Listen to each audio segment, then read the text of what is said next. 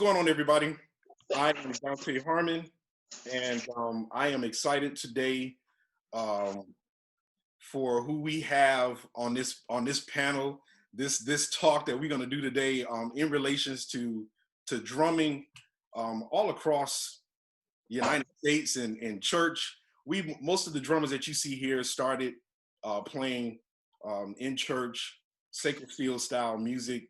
But most of these drummers have gone on to really do some amazing things, and I am so glad that we are literally here today to just talk about it. So, fellas, what's going on? How y'all doing? What up? Good, What up, man? What's happening, Doc? Man, it's so good to see everybody. I know there's a lot going on in the world right now, especially here in Atlanta, as of recent, and still going on. What do you guys make of all of this? I look at it like it's the ending of the times. Mm-hmm. Yeah. Last days. Yeah. It's a lot. It's a lot to digest. So before we even go into conversation, let me just do some introductions. I'll start with Coach Shane Lee.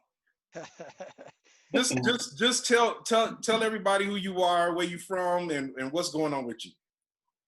All right, Shane Lee, originally from Fort Lauderdale, Florida, now living in Indianapolis, Indiana. I've been playing drums really all my life. I mean, I came out playing drums. That's how I feel. You know, I watched my dad play drums. So Dante was also at our local church. It was kind of crazy how many musicians we had at our local church between, you know, my dad, Dante, I remember Lester Wilkes, Charles Ryan, Kenny Ellis, you know, so we basically had almost like an all-star situation going on in Fort Lauderdale. So, yeah, you know, this is who I am. So that's cool. That's what's up, man. It's good to have you, man. Yeah. Sean. Yes, sir. How you doing, man? Good, man. Hey, I'm Sean Lewis, minister now. I've been in music as well all my life, and I came up playing drums too. Actually, my mom taught me how to play the drums, believe it or not. And you know, it's just been an experience ever since. You know, I'm what you call a compassionate musician. I'm one of those musicians. I'll get off the drums and start shouting myself. But you know, I just thank God for the gifts that He gave me. Also, I play steel guitar as well, and thank God for the gift that He's given me, and to be able to share it and talk about it here with all my brothers. It's a good feeling, man. I'm excited, man. But I'm from Connecticut, you know, and playing in House of God. Left House of God for a minute, went to Church of God in Christ. Came back over to House of God, and now I'm here, and it's good to be home. Cool. Cecil. We call him the Foot. He redefined the Foot. We're going to get the story a little bit later. But Cecil the Foot Austin, what's going on, man? Oh, man, I'm good, bro, man. I'm just making it, taking one day at a time, bro. You know, hey. Okay. The Foot. I hear you. The Foot. And you still in Miami, right? Yep, still living large, 305-786, whatever you want to call it. That's me. That's cool. Dolphins behind hurricanes and heat, baby. That's cool. That's cool. Yep. That's cool. Johnny. What's up, Dante? What's going on, man? How you doing? Hey, I'm doing great, man. Good to be on this forum with all these OGs and legends on here, man. Yeah, man. So I am Johnnie Hicks. I'm originally from Miami, Florida. Played in the House of God at Brownsville Church. I guess I was the pocket knife, so I could fit any style and do anything like that. I wasn't with the whole traditional House of God style. I had that style, and I still do, but I was always, into other things and had my ears on other music. So that allowed me to play with artists of most of genres. So blues artists, classic rock, funk and R&B to travel nationally and internationally to record some pretty much gospel and R&B and B and pretty much all the genres and styles. I am also a licensed minister. I live here in Orlando, Florida right now with my wife and my daughter. My other daughter's in Miami. I'm a part of a Baptist church here, Orlando Baptist, which is a multi-ethnic church, to say the least. It's just good to be a part of, have my ears and be a part of music that I normally wouldn't get a chance to be a part of. So I'm just glad to be on the podcast today. Well, man, I'm glad. It's good to have you, man. It's good to have you. We're gonna definitely be sharing more. Benji.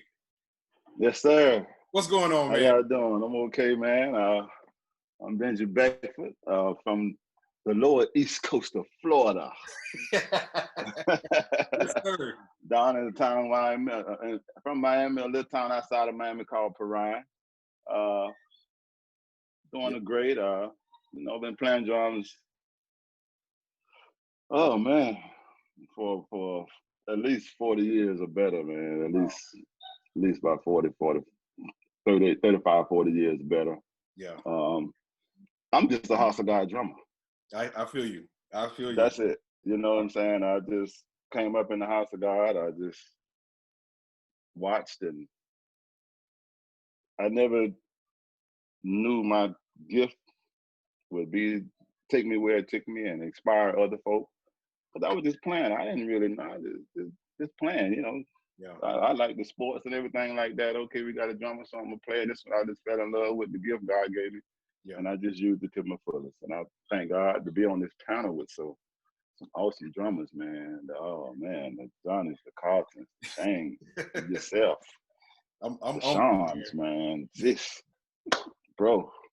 Yeah. I'm blessed, man. I'm blessed to be on this panel. Cool. Appreciate it. Hey man, always, always. Carlton Campbell. It's so good to see you, man. Good to be seen and not viewed. How everybody doing? It's good to be here. That's good to be here. That's it. Carlton Campbell. I am originally from Rochester, New York. I currently live in Buffalo, New York, and grew up House of God, born, raised, where I spent most of my days literally in an HOG church. Yes, I am currently not affiliated with the House of God. I'm currently a member at Zion Dominion Global Ministries, where Pastor Bishop Roger L. Hennings, and so I've been a part of them for a few years now, and fortunate to serve and be connected with them and just amongst good people there. But my beginnings literally began from all of you all. So it's funny to be called an OG, considering I am literally the youngest guy on this panel. I'm young enough, literally the youngest guy on this panel. And but nah, it's my beginnings, as you all panel know, and those who may not know who are viewing this, my father and uncles were literally the first stop for me as far as musicians. And then after those guys, it was literally everybody you see on the screen. So I want to be as fluid as Benji, as smooth as Dante, as energetic as Ivan, as powerful as Dante. As Cecil. I want to be as consistent as Shane. I didn't have a chance to hearing Johnny play that often. I heard tapes of Johnny play, but I never saw Johnny play live. And even Sean, him being in Connecticut, Sean had an aggression to him, being from the East Coast, that was different than what you would heard from down south. If you think about it, most of the players that are on here are from down south. So you all had a very different style of playing. That's what made the whole House of God experience what it was that no matter who you heard, it was House of God, but everybody had they spin on it. So, you might have House of God with vanilla, House of God with cherry, but at the end of the day, the root of what we did was still HOG. So just happy to be here. Just looking to have some good memories and laughs, and let's kick it off. Definitely. Last but not least, Ivan. Yo, what up? Yo, I'm Ivan Shaw. Originally from Columbus, Ohio, but my home is Detroit, Michigan. Indeed. And just to piggyback off of Carlton, hey, just to be a part of something like this, you know, a part of an organization, House of God, HGOC, that's originated from, y'all know, we play everywhere. I played everywhere and stuff like that. Yeah. And just to be a part of y'all guys, man, this is a blessing, man. You know what I'm saying? It's a blessing where people can just inspire somebody to be greater than who they are. So it's a blessing. And we're going to go on and talk, because I can go forever. You know what I'm saying? I could go forever. But as Carlton said, it's very unique, the House of God style, because there's no style like the House of God style. Ain't no style like the House of God. But inside the House of God style, you have so many different styles. You know what I'm saying? So many different, how a twist on here and a rudiment here, the style from here. So I'm just happy to be a part. I love you guys, and hey, let's get it started. Let's get it started. We got one more that just came online, so we might as well go ahead and get his introduction out of the way. What's up, Marcus? Looks like you're still connecting to your audio. There we go. Yo. What's going on, man? How you doing? Yo, what's good? You good? Yeah, I'm good. Good. Marcus, what's up, Marcus? I was trying to figure this thing out, man. What's up, y'all? You got it, man. Yo, somebody need to get in touch with the B-boy, Levi. I actually sent him a link. There you go. I sent him a link. Yeah, so we'll see. We'll see if he gets on. But the invitation was out, and I sent him the link, so we'll see. But man, thank you, man. Thank you, Marcus. Who all on here? We got Benji, Shane, Carlton, Ivan, Cecil, Johnnie Hicks. All the heavy hitters. This guy. All the heavy hitters. Man, fish tosh. Yes, sir. We had to include you. Hey man, it's an honor. Y'all came up underneath all y'all. It's an honor. I tell you that. So tell us what's going on with you. What you been up to? Well, hey, look, nothing lately. Okay. just creating though, man. I'm in the studio creating. Okay. You know what I mean? Of course the family band, we're not on the road. No concerts are happening. So just creating, putting out some of my own stuff in the meantime. Mm-hmm. And just working on my art, man. That's all you can really do. That's cool. Enjoy the time with the family. That's right. I don't really get this much time home. So to have, am I off? Right. Good. Right. Something went off. All right, there we go. Yeah, just to enjoy that time with the family. Shoot, 3 months in the house with the family, man. Mm-hmm. It's good. Yeah. I'm enjoying it. Well, I think he heard the call. Levi Bennett. Hey, what's up, bro? What's up, boy? Hey. Hey, the producers, they coming late. Oh man, we got all the superstars on here. Oh no, dude. The producers coming late. What's going on with you, Levi? Hey, nothing much, man. Maintaining, keeping busy out here. Trying to be like you fellas. You know what I'm saying? My superheroes out here. Oh, dude. You're doing some amazing things, man. The funny thing is how all of us have evolved over the years. Into ministry, some into producing, some. I mean, we're just all over the place, and I love it because it just shows the versatility of what we do. So we all the common ground we all have is we all started in church. We all started in the House of God Church, and the funny thing, me and Ivan, we talk about all the time. It was my grandmother's garage where the magic really began with me, with Ivan. And for those of you all that don't know, Ivan is my first cousin. So we go way back. we go back to grandma's kitchen, the swimming pool. So it really the whole music, the whole drumming thing, it was really serious with all of us on here. What are your fondest memories? I don't care who goes first. who influenced you? What was your first when you really got inspired in church? What was that thing that really took you over, that really got you serious about drums?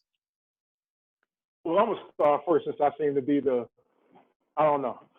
Well, I'm gonna start first anyway. So Okay. my first like got it moment was when we were living down south in Kendall, me and my mom, and we were attending the Quran church. So I was attending the Quran church, and of course Glenn, Alvin, Bernard, either Benji or Cecil, and those were the guys that I watched starting out. Mm-hmm. So it was just a love, man. I mean, full jam. Benji, I'm playing the hi-hat for Benji while he kicking solid. And I'm like, man, just the love from Cecil. It wasn't like, okay, this is another drummer. He's going to come in and try and take my spot. No, they showed love. And the love drew me, man. I mean, it really did. And I just watched Cecil. I watched Benji. And I melded the two styles together. And that became me. Wow. Then, of course, I started to venture out of Brownsville, and I got to see Shane. So I was like, okay, cool. Shane's a little peppy guy, so I'm gonna take some of that too. Peppy Shane. I would take some of that too. So I took some Shane. Then Dante was already gone, so I would see Dante on videos and stuff. So I was like, okay, cool. It's solid, but it's progressive. It's moving. So I'm gonna get some of that too. So then I saw Carlton playing with his uncle and his dad. So I'm like, okay, Carlton got a different kind of thing happening, man. Whatever. Carlton got a different kind of thing happening. So let me try to spun some of that too. So then, of course, going to Nashville, I'm definitely gonna see Ivan. If he ain't on the drums, he either shot or on the drums. It's gonna be one of the two. And he was gonna be beastie. You already knew. It's either drums or going across the floor, Doc. That's right. So, yes, sir. Definitely Ivan, and then getting a chance to like go away to college. I got to see Marcus with the family band over in House of Blues in Orlando. So I'm like, wow, just to see him live play and the energy. And Levi, I haven't seen Levi play live. I've seen Levi on video, and it's just awesome, man. I'm like, okay, I'm still being inspired by these guys. I haven't seen Sean play yet on drums, but I've seen Sean on steel. Right. And he's a phenomenal steel player, man. Wow. Yes. Man. Yeah. But those were my aha got it moments where it was like, yeah, do this. So that's me. Wow. Anybody else? Who else want to chime in? Yes.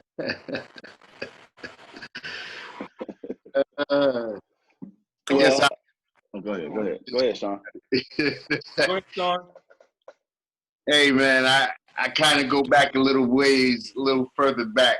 I remember going to Nashville. Well, in Connecticut, it was a guy named Willie James. He was the drummer. Willie James. Willie James King. Willie James King. Yes.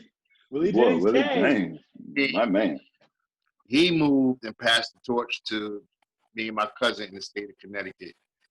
And Lonnie Bennett was still here in Connecticut at the time. And then I went to Nashville as a kid in 1981 for the dedication. And I saw, that's when I met Mac the Knife Dillard. So this when the music was on the. So Mac, I'm watching him and I'm like, this dude got a pocket that's unbelievable. So watching Derek Campbell was on the drums at the time. Yeah. And also Daryl Blue was on the drums too. That a lot of people don't know about. Sir. Mm-hmm. You had Derek Campbell. That was the man. Yeah. And you had Willie James was playing in Nashville too. And just coming up watching them, then when they faded out, here come Dante, then here come me. This was before Ivan, this was before Carlton, and Benji. Mm-hmm. And I believe it was somebody else from Florida, I think Bird, who plays the steel now, and Shane. Mm-hmm. Yeah. And we went on in that generation, and then Ivan came. I knew Ivan was going to be something. Yeah, stupid. I remember when Ivan was little, he used to sit there and watch us right there. Matter of fact, video clips on VHS that shows all of that. But, you know, make it to that pinnacle in House of God was just an honor for me. And then I left here with the Church of God in Christ, and I wind up playing for Hezekiah Walker. Then I wind up playing drums professionally for different choirs and groups out there. But there's nothing like the HOGC sound, y'all. I gotta salute my church. Campbell Brothers, I thank God for y'all. I thank God for all. Benji, you know I love you, man. Shane, Yes. all you guys, man. I respect each and every one of you guys. That's cool, man. Listen, Well, there's no sound like the old saying goes, there's no sound like the pillar and ground. There's no and the sound like the pillar and grind. And go ahead, Benji. You were getting ready to tell us or share your thoughts with us. Okay, now me, I can go a little farther back, man. And I came up in the lower East Coast. Well, it was Daryl Blue. Yeah. And Anthony Knows, we call him Peanut. Peanut, yeah. Bruh. Yeah. Bruh. Yeah.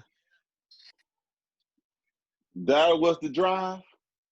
Peanut was the finesse. Peanut had the smoothest rolls and made it look so simple and so easy. Yeah. And also, a lot of guys don't know Sidney Wilson. Miami Liberty City. Yeah. Yes, sir. Sidney Wilson from Liberty City, man. I came up under that era. I was watching them, but it all started in local church with Cecil. Cecil, I came up under Cecil. Cecil's older than me. I ain't trying to put you out there, bro.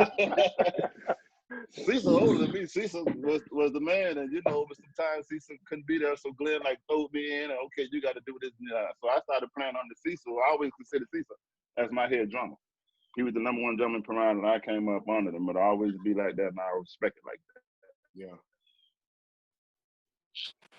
And then and doing this little thing, I was still young, so Glenn would drive me to come on, you got to fill in. Cecil got to be over here, so you got to fill in. And I started going with Glenn, but I ultimately learned from Daryl Blue, Anthony Knows, and Sidney Wilson. Those were the three. And then I went to Tennessee and heard Mac. The double tap. That double tap, Yes, and sir. that just, I took that double tap and I tried to take it to another level. So I learned that double tap from Max and well, no, Dante, we came up pretty much the same era, but he was always smooth and cool as the other side of the pillar. Dante, man, he was, oh man, he just made everything. He wasn't even breaking a sweat doing some of the stuff he was doing. It made it look so simple, man. He wasn't like, bro, I'm struggling to do this stuff, and you just make this look so simple and so smooth, like, man. So that was my inspiration. And then I met Ivan, and I was like, man, these cats, Carlton, I let out, man. I got a piece of a little bit of all y'all, man. And I'm still learning from you guys, believe it or not. Wow. And I appreciate all the stuff that you've done. And if I inspired you, I'm glad I was able to inspire you to go higher than me. And then Derek just took Nashville drummer to another level. Yeah. Glenn had me study him because, you know, Max was the pocket. Derek with the Campbell boys, man. Glenn, you got to watch this. You got to watch this. You got to watch this guy. He used to make tapes, give me tapes, and this is what you do. He used to get that and that jewel drummer. He used to have me watch those two drummers, man. Bishop Burns. Yeah, Burns. Yeah. And it's Burns right now today, man. So that's my upbringing right there with those. Wow. Those main three was Daryl, Sidney Wilson, Peanut. And then once he ventured out, it became, you know, Derek Campbell's and Dante's. Man, it was just awesome. Learning from them guys. I remember it was a Florida State choir. You remember this, Benji? Florida State choir. Okay. They had their choir anniversary, or it was an anniversary of some sort. And they had a timbali, a percussion set, and there was a drum set. Right. Man brought it there, yeah. This literally to this day straight up in history. Oh man, Me and Benji smashed that wow, whole the whole concert. that whole concert. Man, I yeah, switch off, yeah. And I play seen drums. Dante like, what, bro? Get on the drums. He played the drums. I rock the timbales. Bye, bye, bye. We switch up another song. It was Come insane. on, you get on the drums. Dante rock. Somebody got a tape.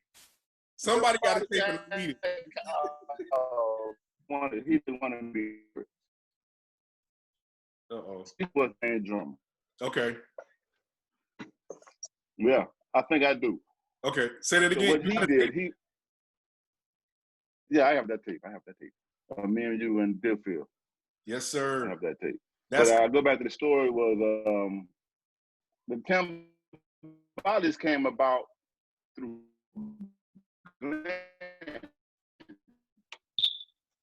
Glenn Lee. That's how the timbales, and to keep me encouraged because he knew I was, what, 13, 14, for this. I wanted to play and stuff. So he incorporated the timbales. Said, okay, Cecil play the drum, you play the timbales. That's what can keep me active.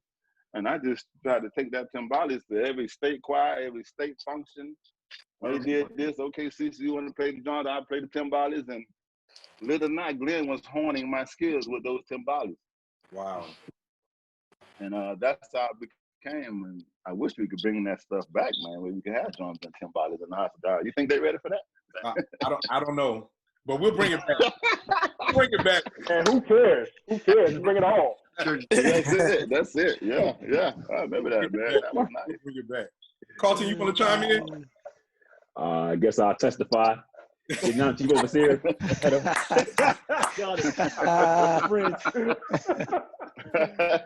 Man. So my first introduction to drums and service was my uncle. Everybody know my uncle Derek. He was and still is like the Mecca. That dude was my everything on drums, man. What y'all don't know, so like this dude used to ride around with like old Billy Cobham and Lenny White's tapes, and he was trying to really figure out, now I can think about what he was doing.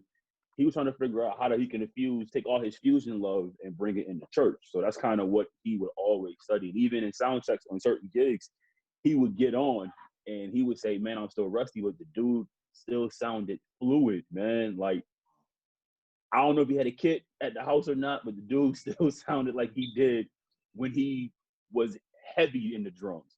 So he was my first, like, man, he's the litmus test for how to be a drummer. The dude was a metronome. Like, I got tapes.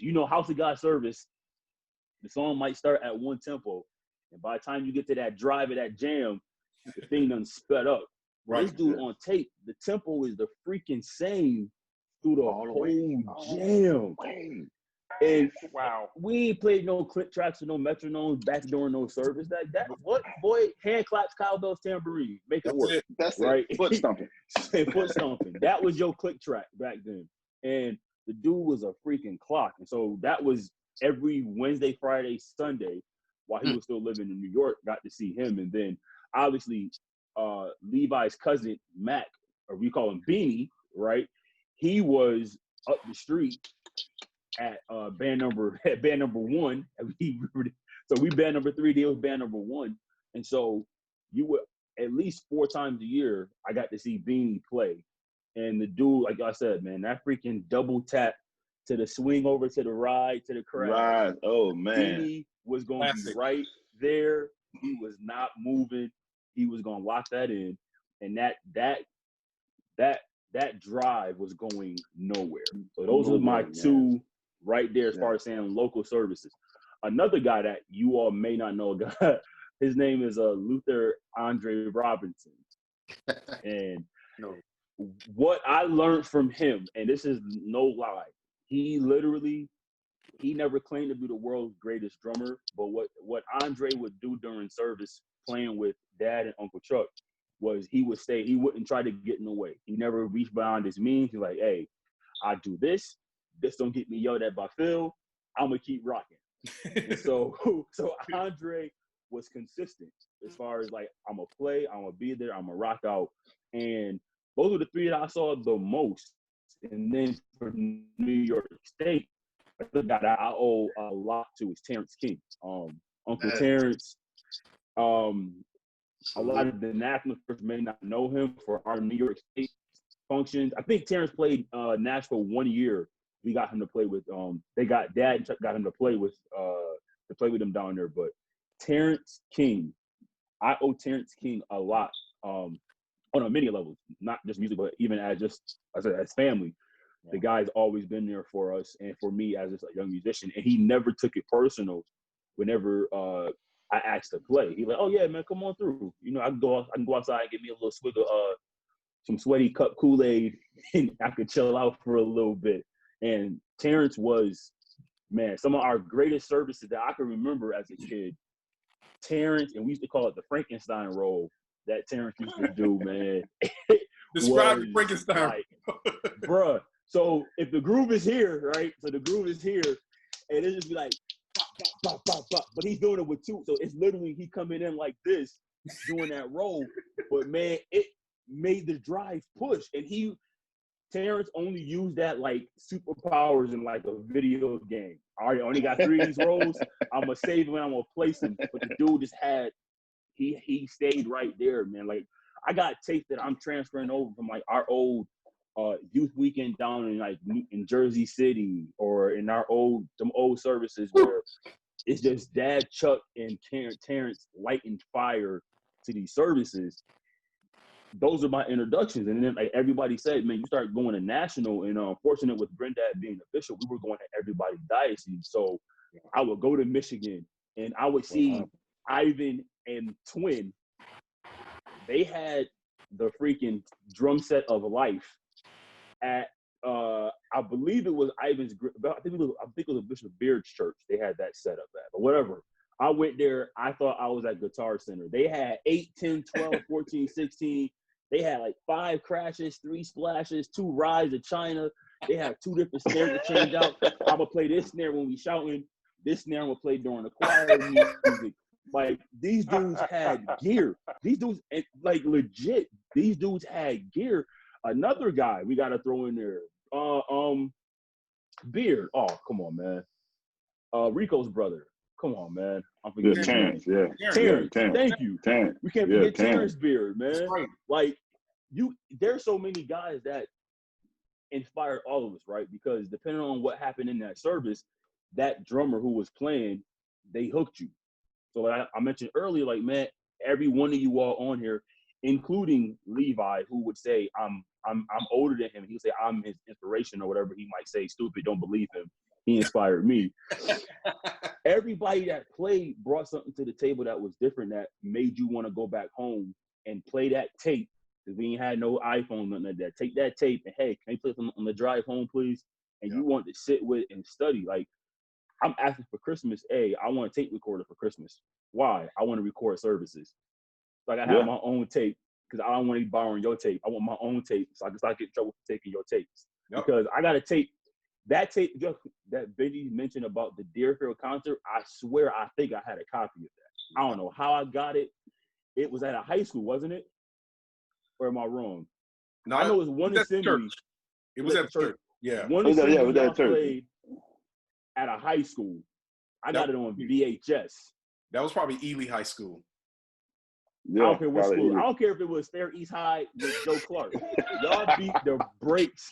Y'all beat the brakes off that service, man. Like, the brakes. Wow. And then we would go to Connecticut and visit our cousin Bishop Whitehead, and then we would see Sean playing with Ulysses. And it was just, man, everywhere you went, every state had their main guy.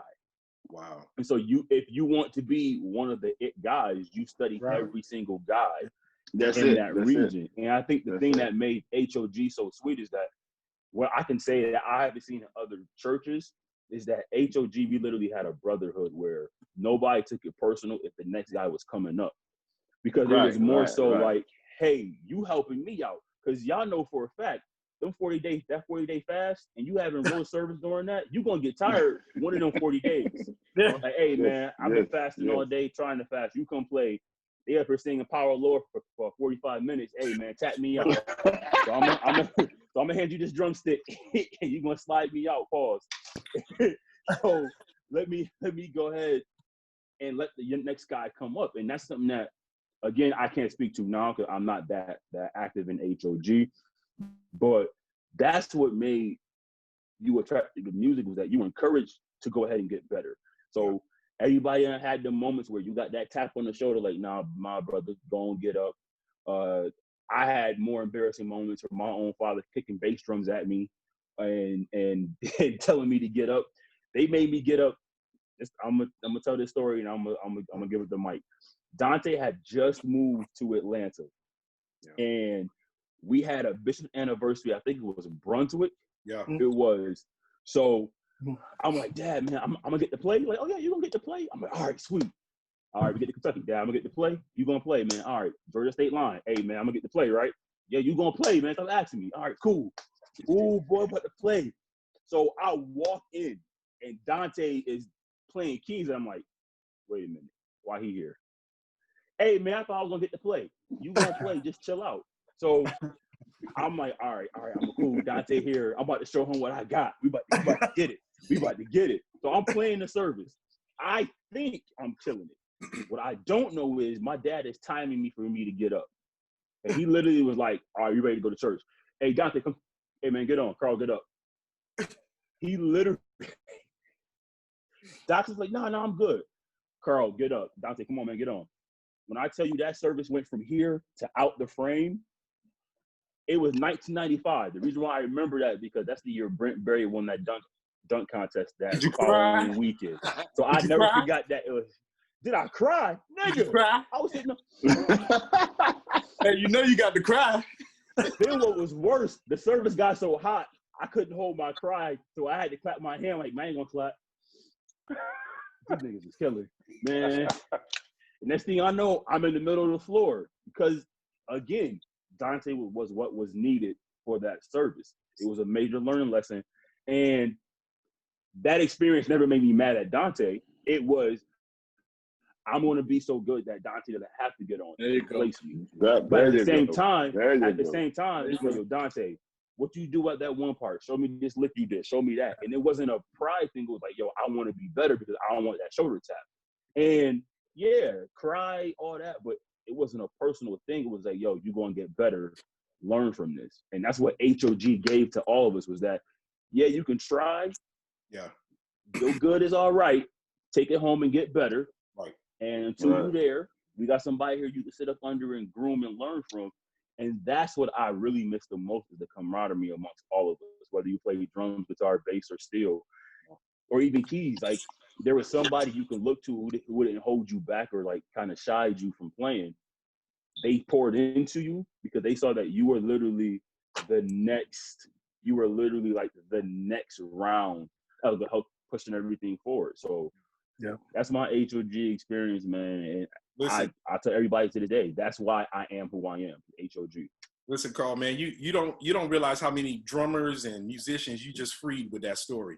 There's so many people that have gone through similar things and didn't know how to deal or how to embrace that kind of thing. And that was your dad. That was your dad who pulled you up. That was your dad who was like, hey, yo, and I didn't want to get on. I mean, you said it. I was like, nah, he good, man. Let him stay. He's like, yo, switch up. Like you get on. And when the instruction is given, you don't say nothing else. Just do it. And no. But listen, man, it was a humbling experience. It was a humbling experience, and I wouldn't change a single second of that experience for anything. It taught me character. It taught me, one, to have self-determination, like, yeah, never again. And I think we all been there, like, man, y'all fool me once, shame on me, ain't gonna be no twice. Right. And again, you go outside, your boy's gonna clown you, so you gotta deal with that. Oh, man, you gotta tap out the drums. All right, okay, you got me this time. So that's gonna happen to you, but it built you up so that the next time, all they can say is, hey, man, you hold it down tonight. I know. God bless. Right? But you got to go through that experience. And if you too big to go through that experience, then, man, I don't know why you a musician. Because every day ain't going to be dope. Every day ain't going to be great.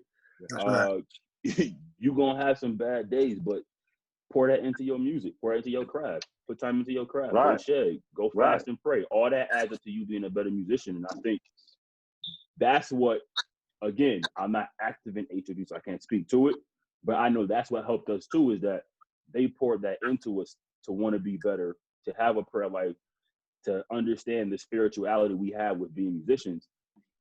Each one of them, from Ted to Calvin to Matt, Derek, to Daryl, all of them, to Dante, Ivan, to Sean, to Benji, to Cecil. Nobody claimed to be perfect, but everybody like, yo, we serve the perfect God. Get close to him and watch how you become a better player. Yeah. And there we go. Man, we appreciate you, Carlton, man. So listen, Yeah. I want to go ahead and I want to switch to Ivan. So Ivan, he talked you up because he talked about your setup. And I remember coming up, and there was only one person that I saw that had the extreme setup. And that was, we called him Junior, Kelly Allen. Kelly, am I lying, Sean? I had to carry that equipment in for him too. For days. So Shane's dad, Brother Lee.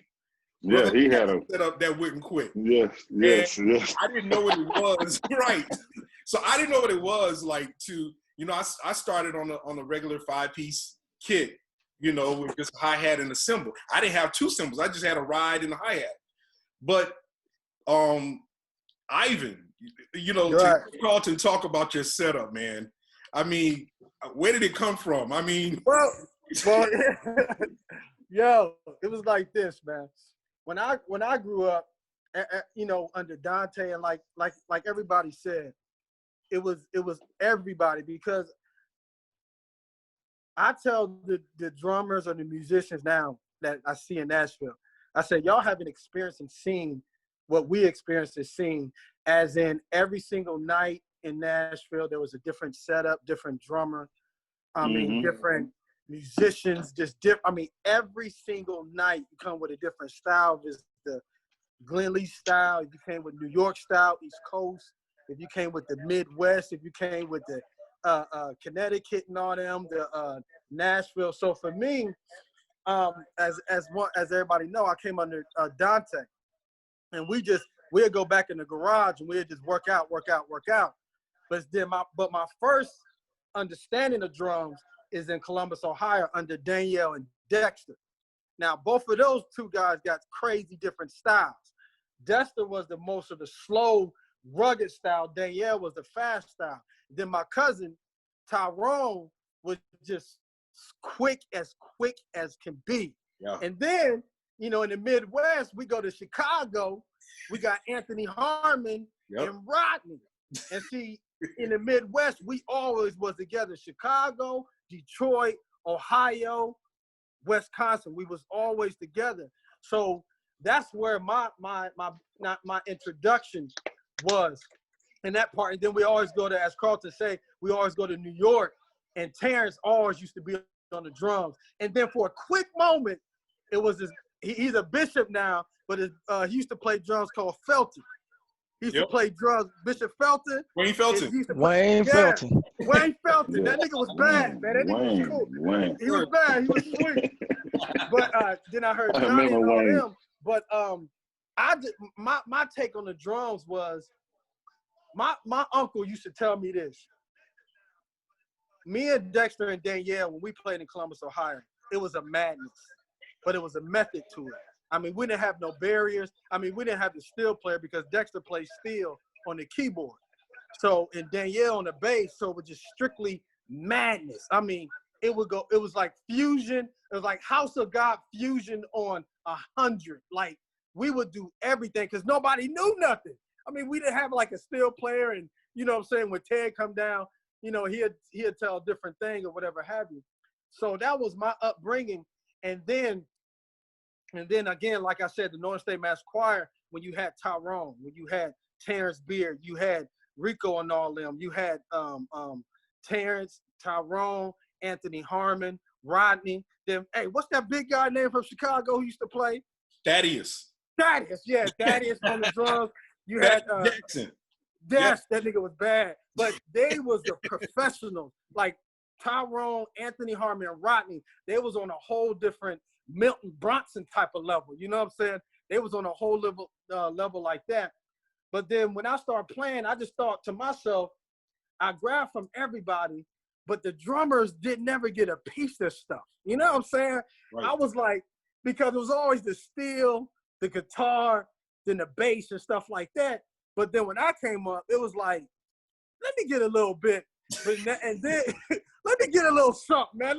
The drummer is the most important instrument in service. I know the House of God loves the steel, but don't get it twisted. If it ain't the drums, it ain't going nowhere. Come on, preach.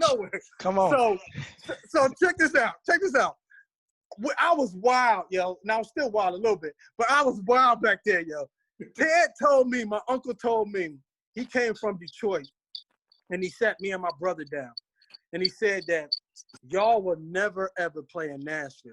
And he said that the first thing he said was because y'all family. He said, I don't want to be where I put family on and y'all on because of family. So he told me and my brother that y'all would never play in Nashville. So somebody had to put me on.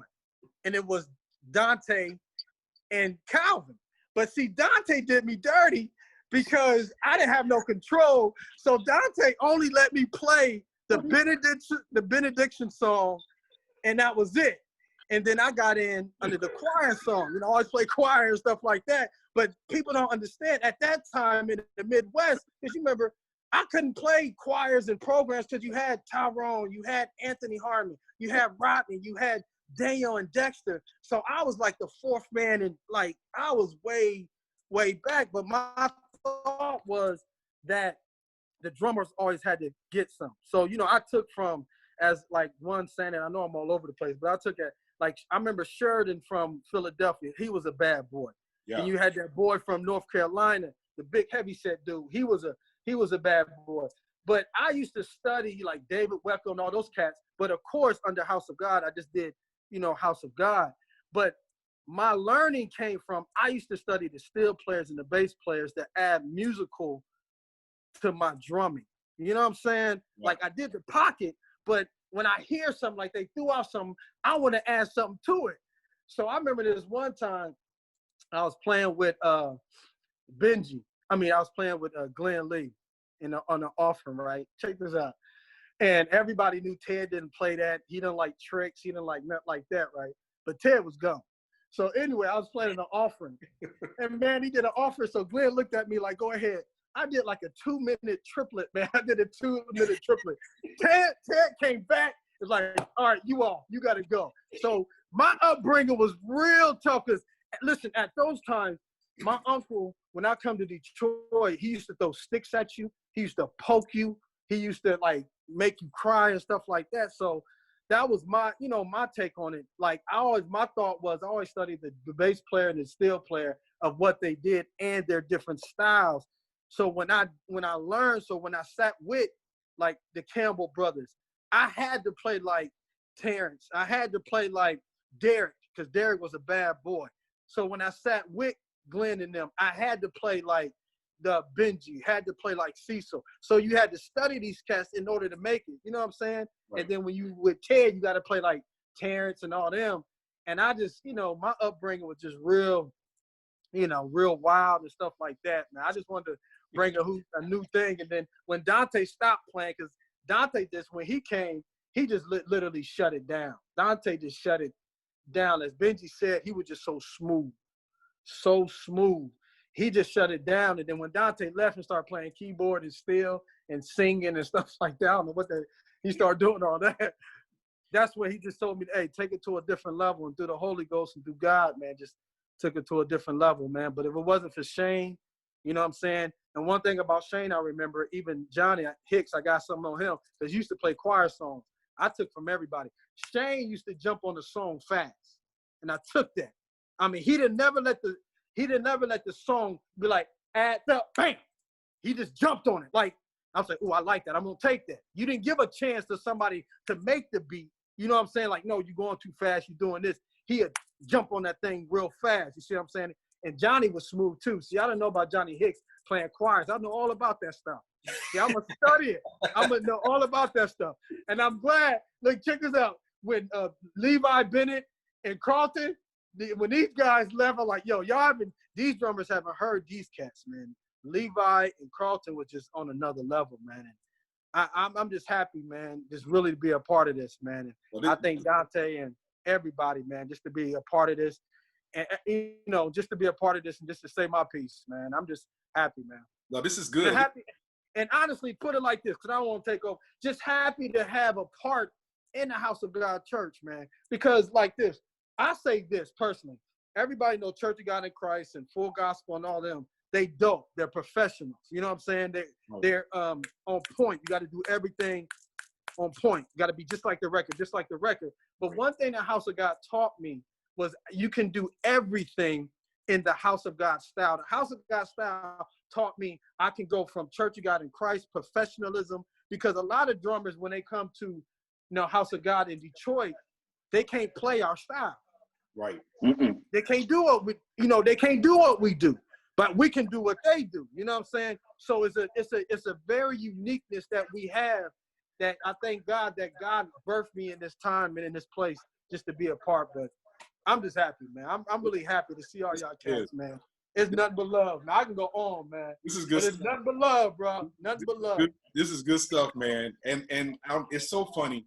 You brought up so many different things. I'm gonna get back to that story with Johnny that I'm gonna tell on this platform. But and it was a Nashville story. But before we do it, Levi and Marcus, man, I want to bring you guys in the conversation. Why? Because you guys are really taking the music as drummers, not only on the road, not only as professionals, not only as producers. Levi, I'm keeping up with you, bro. I see what you're doing, and you're killing the game. This is unparalleled to have all of us on this platform. We haven't seen each other in a while, but look at us, man. We're brothers. There's a brotherhood here, but our foundation was in the church. Our foundation was amongst each other. We all have something that we grabbed from somebody else, and we took it to the next level. So Marcus, you're on the road, man. You see all these professionals. You've been around some of the greatest musicians in the world. And Levi, you can chime in after Marcus, but tell me about how this helped make you what you are and what you're doing as a drummer. I would say that it helped me professional wise. In the House of God, of course you got to be in the pocket and pay attention and stuff like that. But being professional, like even when I come back to the House of God and I play a service, the things that the other drummers do, I totally do something different. And people are like, oh, snap, like, I didn't even know the drums are supposed to sound like that. You know what I mean? So I took the way that your drum's supposed to be tuned and like Carlton was saying earlier, the timing, you got to have the right timing and stuff like that. Just being around those drummers just made me be more professional. You can have all the chops in the world and stuff like that, but being around people like Dennis Chambers and Carter Buford and those guys, man, you got to know how to be in the pocket and play the songs, and that's how you get the studio gigs and stuff like that. You know what I mean? So it just taught me how to be professional. Okay, I like that. Levi. Yes, sir. Tell me a little bit about what drove you to where you are, man. I see the work that you're doing. You're drumming all around the world. You're producing now, and you're a multi-instrumentalist, man. You do it all. How? Well, first of all, I hope you guys don't take it lightly when I come on and say y'all my heroes. Wow. Because that is 100% true. And I'm gonna tell you why. You gotta accept that. You gotta receive that, because literally when we were growing up, Carlton, me, Aaron, Jason Haygood, all of us that was growing up here in Rochester, to us, it's hard for me to get starstruck now. It's really difficult because while somebody else was like, Calvin Rogers, I'm like, nah, but my boy Ivan though. You know what I'm saying? Like, oh, Dennis Chambers. Oh yeah. Nah, but Mac Dillard. I looked at these guys. Those was superstars to me. You can say who else, BB King. Nah, Yeah. I'm trying to find Calvin Cook out here. You talking about, you know, whoever. Nah, I'm talking about like these were my heroes. I could be standing next to, you know, like Marcus was saying, and Carter Buford and all them, but then let, you know, Cecil and Mac and Terrence and Carl and them come through the door. I'm starstruck. Because them the guys where I was coming up, them was my heroes. Them was my LeBron James and Kobe's and Michael Jordans and all that, all y'all. You know what I'm saying? So right now, to me, I always look at other musicians that's coming in like, you're my peers, because these guys that I grew up with or that was under me, all of us were touched by that mantle of the Campbell brothers and Calvins and the Aubreys and the, you know, Tez and everybody who was the last of those guys who actually tell you the truth. I told Chuck one time, I said, you way nicer now than you used to be. You know what I'm saying? I even told Uncle Phil, I told Father, man, you way nicer now than what you used to be. But I appreciate it though, right? Because all of that, like Carl said, it made you want to be better. Every time Phil would sun me on the drums, and it was like every time. It was never taking it personally, nothing like that, mad at anybody. It was, all right, gotta go back in the shed and get better. You know what I'm saying? Every single time. I mean, like I said, from growing up in Connecticut and seeing Sean Lewis and then coming. So now a lot of people don't know, man, that there's a different type of playing that you play in Nashville. Yeah. Everybody didn't play like that back at the local church. Right. Yeah. So what you know, I would hear cats talk about Mac Dillard and whoever the case, and I'll be like, but now I was at the same local church as Mac Dillard. And nobody was around when he used to bring in his brown huge drum set. When he didn't start with the 8, he started with the 6. 6, 8, 10, 12, 13, 14. Gotta have the 13 and the 14 for whenever they sounded the same to me, but the 13 and the 14, 16 and 18. Mac would just come and take up the entire stage and literally do drum solos during the entire service. But now you know that because in Nashville he would play a certain way, and that's that way y'all see him play or whoever. Even Carlton would go down there and everybody was like, Carlton just straight pocket. And I'll be arguing like, what?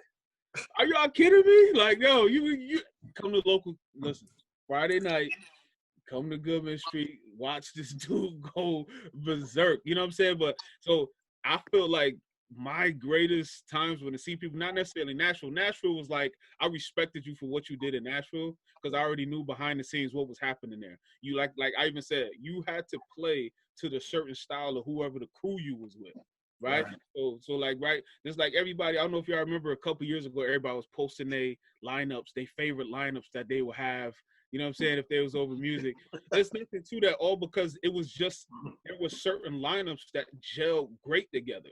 Yeah. You know what I'm saying? So if you get on and one night you with the Campbell brothers, you got to play that style. Yes. Night, if you would tell, you got to play that style. So I respect that for what it was, but man, being able to travel around and see people in their local churches and what they really did. I mean, I didn't get a chance to come around down south that much, but up here I was always Detroit, Jersey, Wisconsin, all of them, you know, to see everybody in their elements where they could be a little bit more free.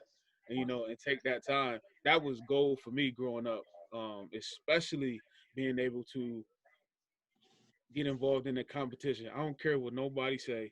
I wanted to be better than Marcus. And you are. You know what I'm saying? You surpassed that. You know what I'm saying? Like, listen, I don't care what nobody's saying. Like, yeah, nah, we was all brothers, all that, but I wanted to be better than all of y'all. I mean, that's great. That's great. That's great. Practicing all the time because I know I'm gonna have to pass through Jersey and go see Marcus. All right, go to Detroit and see the Twins and go see Ivan. I know I gotta be on point because you know, as Carl said, you don't want to get that tap on the shoulder. You know, especially when you out because I'm stunting when I go out. You know, I'm trying to act like I'm big time. You know what I mean? But you got to stay in the shed and get, and I feel like that's what I miss now. Carlton said something specific. He said, I can't speak to that because I'm not in it. That's a fact. There's a whole lot of times, and I still watch, you know, I've got tapes and all that. I see it. I stay up on whatever. Listen, I don't care how far I get a house guy. I'm still going to be watching what everybody doing. You know what I'm saying? I got my critiques. I got the things I want to say about you, But for me, it's my fault that if I feel any kind of way about how musicians are, it's my fault because I'm not there. Right. You understand what I'm saying? And what we're saying that we had an advantage of, if we had all of us. Yeah. We had the competition that was there that would get us to that next level. Right now, Lil Johnny not getting some because Carlton, you're not there. Yeah. I'm not there. There's no other option. Yes. You know what I'm saying? Like, so a lot of times I be wanting to interject when people are, these guys don't do this. These guys don't do that. And rightfully so. Were you there to show them? Right. Yeah. You know what I'm saying? And I'm not there to show them. I'm saying I'm not. Right. When we come back down to Nashville, you don't see all the different generations of these No. and That's right. and musicians. You don't see that. That's right. That's right. Come on home, Levi. Right. Come on home. You know? But and it's our fault. Not saying that we shouldn't have never left or whatever. That's I'm just saying, as Carl said, it's not a whole lot you can speak to if you're not actually in there trying to make it better. You know what I'm saying? That's my opinion on it. And I'm like that with local cats here. Like I can feel some kind of way, but if I'm not around and offering myself to mentor those guys the way that Ivan mentored me and Carl mentored me and Terrence, then it's my fault. Yeah. You know what I'm saying? Because I'm not there. Ivan could tell you every time I came to Detroit or came around Ivan, I don't care what he had to carry, I was helping him carry his stuff. Even he would have to be telling me, yo, man, I'm good. And you got to set that up. I'm like, nah, I'm doing something. That's one thing my dad always taught me. Like, listen, if you respect what anybody do, you want to get near them, you want to sow into them, you want to just get any piece that's whatever Ivan was dropping off the drums, I was catching it because I wanted it. That's so I can be there. And then I don't care what you say. Nashville was politics to me. It was 100%. Everybody be like, oh man, how you get a chance to play with the youth choir on Centennial? It wasn't because I was just great. It was because I had developed such a close relationship with a lot of people in that particular place. And they were like, all right, man, why don't you come play? Ivan was one of them. Was like, oh, that's my guy. Nah, come on. But it was from me sowing all them years. Sowing constantly, just wanting to help and be a blessing to him, and that it'd be returned to me, just not even from opportunities, but just getting some of that anointing that he had on him. You know what I'm saying? Some of the anointing that Derek had on him, and Terrence and Carl, all of them. It was just about that. But now, right, it's a little different because the little guys who would probably be carrying our stuff or trying to get that, now they the cats now. Yeah. You know what I'm saying? Like, and you missing a big block of what should have been there. Before I ever got a chance to play in front of the masses, I was in that next seat next to Mac, next to Ivan, next to Sean, next to Carlton. And that was probably some of the most knowledge gaining years of my life. The years when I wasn't playing.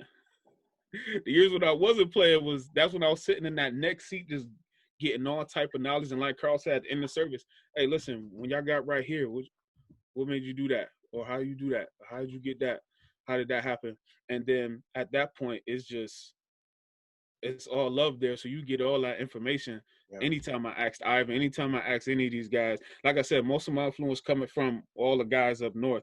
It wasn't until way later that I saw Cecil play. It was blown away, and Dante and Shane and everybody. And obviously, right, you take from all of those cats. But right, even now, even when I'm producing now, even when I'm working with people now, half the genres that I'm able to play is because I was able to play House of God style. Yeah. Any other genre after House of God is completely easy. Yeah, that's true. I mean, you've hit every single style once you've been playing with, you know, the Tez, the Calvins, the Campbell brothers, the Lonnie Bennett's, the who you name it. Like, you know what I'm saying? Especially my dad with his country background. Like, I'm playing everything. So getting out, that was the easy.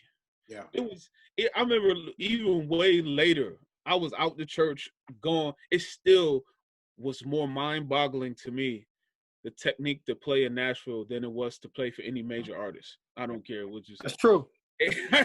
I could play for any major artist and be cool, and I won't even think twice. It is what it is, and then still go to Nashville and be like, Absolutely. Wait, what? Wait, Yep. you know what I'm saying? Still had a little butterfly. So like, man, You're so right. up here at the mountaintop. Oh no. So you were so right. It was different.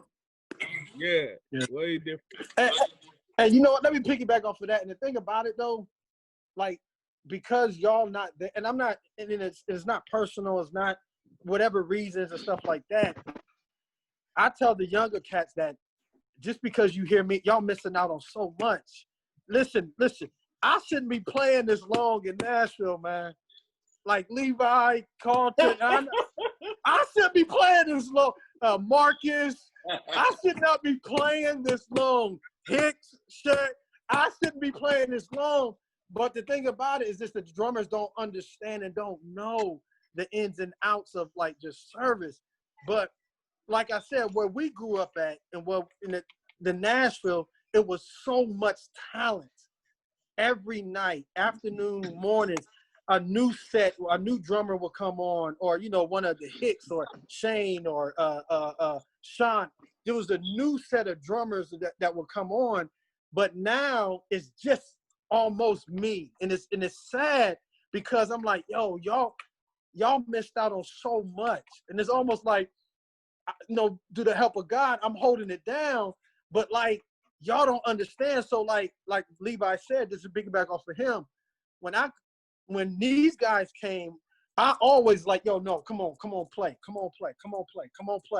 You know what I'm saying? It wasn't about hogging or nothing like that. Come on, play. Because I wanted the younger drummers, the younger people to hear there's bigger than me. There's bigger, you know what I'm saying? But we don't have that now. It's just really missing.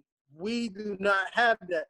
And then like in Detroit, let me say this, Twin, when me and Twin got together, we had 2 setups before John P. Key had 2 setups for his, because he had a set, I have a set. We used to rock like that during church. I'd get off, he'd get off, and our set was just there. It was, I'm telling you, Detroit was madness. Because like I said, we wanted to present something to the house. And of course with Ted, only one person played with Ted because Ted didn't like all that rolls and all that. He didn't like no rudiments. I just want to hear the pocket. That's all I want to hear, the pocket. And like I said, when you hear the pocket, your mind goes, let me hear that foot. Like Cecil, Ted was really very detailed and stuff. He wanted to hear stuff. Calvin, if it wasn't for Calvin, for me, who said, come on, play with me, and you just go ahead and play. He the one who brought me out. If it wasn't for him, I wouldn't been playing. Of course, him, Dante, and Benji, but I wouldn't be playing. But if y'all guys, I ain't gonna say come back, because whatever the situation. But the house of God is missing so much because y'all gone. I'm just gonna say it flat out. You know what though? Let me say flat out, something. man. Hey, Flat out, man. Hey, Ivan.